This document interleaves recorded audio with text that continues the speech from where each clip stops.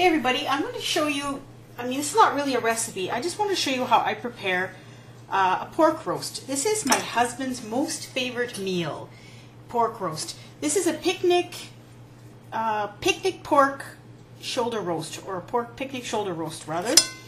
Don't know why it's called, I understand it's a shoulder, that makes sense, there's actually a bone in here. Why it's called picnic, that part I don't know. So this is what I do, I take the roast, and see, it's got this big chunk of skin on the side here, and you could peel that off prior to cooking it, but it's been bound with string here. So if I take this off, it is going to fall apart. So we're going to just leave it together like that, and you can remove that before serving it. So what I like to do is I take the roast and I just poke a couple of holes in it, and then I push in whole cloves of garlic into the meat. I love the flavor of garlic and pork. So I just go around and I'm putting in about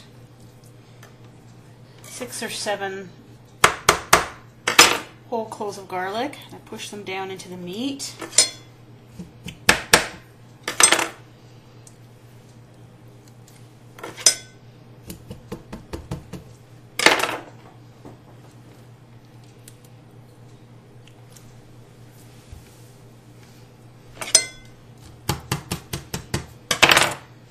Go.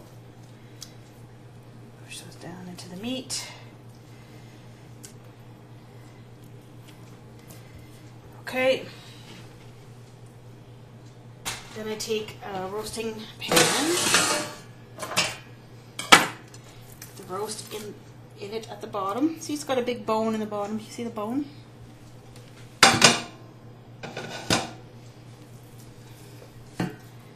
See, that's the shoulder portion here. That's the shoulder joint. So I put it in there, and then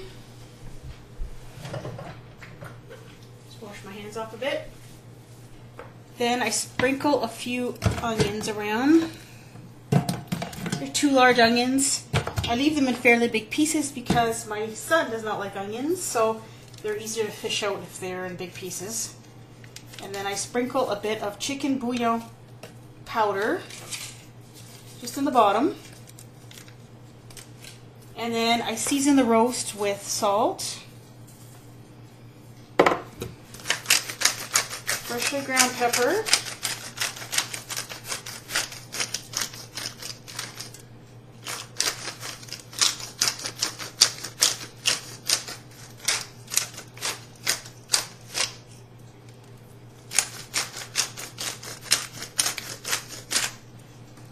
and some garlic, more garlic, granulated garlic actually. And I usually lift the roast up and do the sides a bit. There we go. Now, my husband likes it to be lots of juice in the bottom. And the reason I like to have the juice is because I'm going to add carrots and I'm going to add potatoes to this as well. So I usually like to actually put my roast to one side. I want to leave some place here. This is where I'm going to put my carrots and potatoes. But first we're going to do is add some water.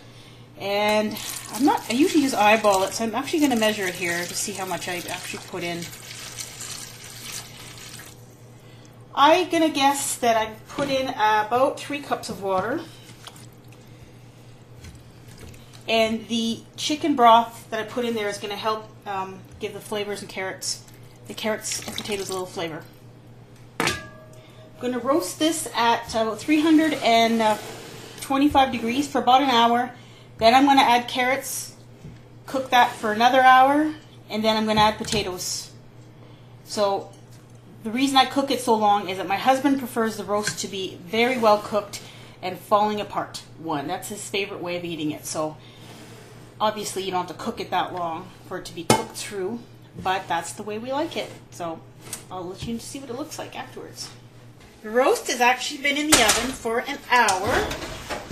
And I've actually put it at 350 instead of 325 because I'm trying to cut my cooking time down just a tiny bit. So there it is. And then I'm adding 4 medium-sized carrots in there. And I'm just going to stir them around so that they are all in the broth. Like so.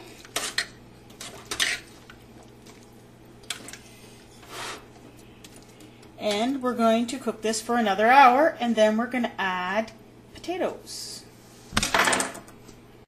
Okay, it's been cooking in the oven for another about 45 minutes or so, and then I'm going to add the potatoes now. And that's about 4 large potatoes that I'm adding. And see how nice color the juice is in the bottom. So you want to push the potatoes down until they're all as much submerged as you possibly can get them to be, so that they're going to take on a very nice brown color. Just try to push them down so that they're in the broth. And then you're going to bake this for another hour or so until the potatoes are done.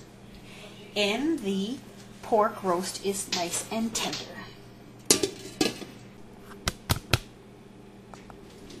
There it is, done and ready to be carved up, put on a plate.